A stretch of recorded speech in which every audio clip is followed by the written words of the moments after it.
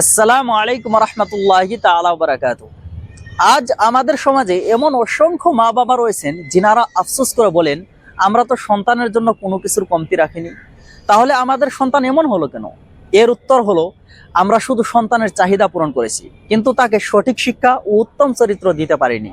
তাই আজকের এই ভিডিওতে আলোচনা করব যে কিভাবে নিজের সন্তানকে সঠিক শিক্ষা ও উত্তম চরিত্রের অধিকারী করে গড়ে তুলবেন। এছাড়াও আলোচনা করব একজন শিশুর শিক্ষা কোথা থেকে শুরু হয়, কোন বয়সে তাকে কি শিক্ষা দেওয়া উচিত, বাবা মায়ের দায়িত্ব কি, পরিবার ও পরিবেশ তার চরিত্র গঠনে কি ভূমিকা পালন করে, এবং কিভাবে আপনি ধাপে ধাপে আপনার সন্তানকে একজন নেককার, আদর্শবান ও সফল মানুষ হিসাবে গড়ে তুলতে পারবেন। প্রতিটি বিষয় নিয়ে সহজ সরল এবং সংক্ষিপ্তভাবে তুলে ধরব, তাই অনুরোধ করব ভিডিওটি শুরু থেকে শেষ পর্যন্ত মনোযোগ দিয়ে দেখবেন, কারণ এই আলোচনাটি আপনার সন্তানের ভবিষ্যৎ গড়তে অনেক সহায়ক হবে ইনশাআল্লাহ তাআলা। আমরা যখন সন্তানদের শিক্ষা নিয়ে কথা বলি, তখন অধিকাংশ মানুষ মনে করেন শিক্ষা মানে স্কুল, মাদ্রাসা, বই খাতা এবং পরীক্ষায় ভালো ফল অর্জন করা। অথচ বাস্তবতা হলো, একজন সন্তানের শিক্ষা কেবল শ্রেণীকক্ষে প্রবেশের দিন থেকে শুরু হয় না, বরং একজন সন্তানের প্রকৃত শিক্ষা শুরু হয় তার মায়ের গর্ভ থেকেই। আজ আধুনিক বিজ্ঞানও স্বীকার করেছে যে গর্ভাবস্থায় মায়ের মানসিক অবস্থা, তার চিন্তা ভাবনা, খাদ্য অভ্যাস, চরিত্র, জীবনযাপন এবং পারিবারিক পরিবেশ গর্ভস্থ সন্তানের উপর গভীর প্রভাব ফেলে।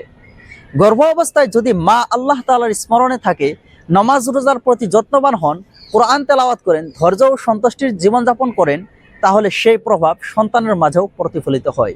তাই এ সময়ে মায়ের উচিত যথাসম্ভব পবিত্র ও সুন্দর পরিবেশে থাকা, নিয়মিত কোরআন তেলাওয়াত করা, আল্লাহর জিকির করা, 5 ওয়াক্ত নামাজ আদায় করা এবং সবসময় সন্তানের জন্য নেক হায়াতের দোয়া করা। এরপর শুরু হয় শিশুর জীবনের দ্বিতীয় শিক্ষার ধাপ, জন্মের পরবর্তী পর্যায়ে। একটি শিশু যখন এই পৃথিবীতে আসে, তখন সে কিছুই জানে না, কিছুই বুঝে না, কিন্তু তার শিক্ষা থেমে থাকে না, বরং জন্মের প্রথম মুহূর্ত থেকেই তার নতুন শিক্ষা জীবনের সূচনা হয়। আর এ কারণেই ইসলাম শিশুর জীবনের প্রথম শিক্ষাকে অত্যন্ত গুরুত্ব দিয়েছে। ইসলাম আমাদের শিক্ষা দেয় যে নবজাতক পৃথিবীতে আগমনের সঙ্গে সঙ্গেই তার ডান কানে আজান এবং বাম কানে ইকামত দেওয়া হোক, কেননা জীবনের প্রথম শিক্ষা আল্লাহর পরিচয় ও তাওহীদের আহ্বান হওয়া উচিত। এরপর শুরু হয় পরিবারের মাধ্যমে শিক্ষার ধাপ। শিশুর মন তখন একেবারেই সাদা কাগজের মতো।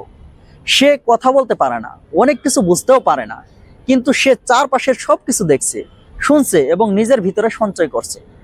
বাবা মায়ের আচরণ, ঘরের পরিবেশ, বড়দের কথা, ভালোবাসা, আদর যত্ন, সম্মানবোধ সবকিছু তার ব্যক্তিত্বের অংশ হয়ে যেতে থাকে। এ কারণে বলা হয়, শিশুর প্রথম বিদ্যালয় হলো তার পরিবার এবং প্রথম শিক্ষক হলো তার বাবা মা। তাই এ সময়ে আমাদের উচিত শিশুর সামনে উত্তম চরিত্রের পরিচয় দেওয়া, ঘরের পরিবেশ সুন্দর রাখা, বড়দের সম্মান করা, সত্য কথা বলা এবং শিশুকে আদর যত্ন ও ভালোবাসা দেওয়া। কারণ এই বয়সে শিশুরা আমাদের কথা থেকে নয়, বরং আমাদের আচরণ থেকে বেশি শিক্ষা গ্রহণ করে। এরপর শিশুর জীবনে আসে আনুষ্ঠানিক শিক্ষার ধাপ।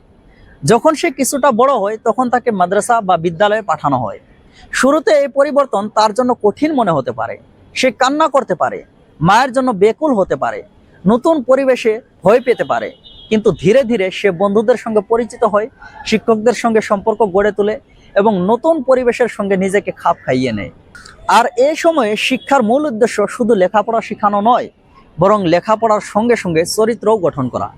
এ সময় শিশুকে শিখাতে হবে সে কে, তার পরিচয় কি।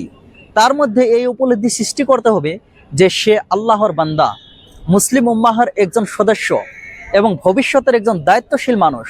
তাকে পরিষ্কার পরিচ্ছন্নতা থেকে নিয়ে খাওয়ার আদব, সত্য কথা বলা, বড়দের সম্মান করা, ছোটদের প্রতি দয়া দেখানো, সময় মতো কাজ করা এবং তার নিজের দায়িত্ব পর্যন্ত শেখাতে হবে। এবং এর সঙ্গে সঙ্গে ইসলামের মূল ভিত্তিগুলোর বিষয়েও একটু বিস্তারিতভাবে শেখাতে হবে। আর প্রাথমিক বয়সে যেহেতু মুখস্থ করার ক্ষমতা অত্যন্ত শক্তিশালী থাকে, তাই এ সময়ে কোরআনের সূরা, দোয়া, নামাজ এবং ঈমানের মৌলিক বিষয়গুলো শেখানো হলে তা আজীবন তার সঙ্গে থেকে যাবে। আজকের যুগে শিক্ষাকে অনেক ক্ষেত্রেই শুধু নাম্বার, সার্টিফিকেট এবং চাকুরির সঙ্গে যুক্ত করা হয়েছে, অথচ প্রকৃত শিক্ষা হলো মানুষ গড়ার প্রক্রিয়া। একজন শিশু যদি 100% নম্বর পায়, কিন্তু তার মধ্যে সততা না থাকে, চরিত্র না থাকে, দয়া না থাকে, আল্লাহ ভীতি না থাকে, তাহলে সেই শিক্ষা সমাজকে উপকারের চেয়ে ক্ষতি বেশি করবে।